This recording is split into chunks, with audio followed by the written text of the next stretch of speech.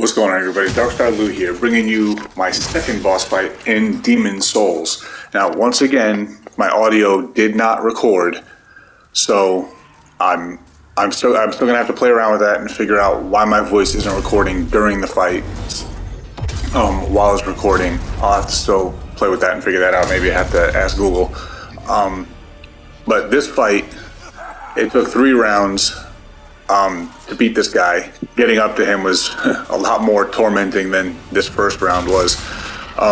Again, I want to bear in mind, if anybody's watching this that is a Demon Souls veteran or somebody who had a different playstyle than me, this may be extremely painful to watch. But again, as this is my first playthrough, still loving the game, by the way. I did feel the frustration trying to get to this boss, having died several times, especially on my way towards the second attempt. I cut that part out, but I did die to those blue knights. Or whatever they're called. They have the blue faces, so I'm gonna call them blue knights or whatever the hell they are. They're really tough guys. They can kick your ass. I died trying to get back to the boss, and I got frustrated. I about stopped right there, but I was determined to get through this. But once again, this is a voiceover. Hopefully, it's not overpowering because I'm using the mic on the controller, which I learned was a thing. Again, so I will come back and voice over on round 2 and round 3 to kind of give you an idea, because as I was figuring out what was going on with this boss fight.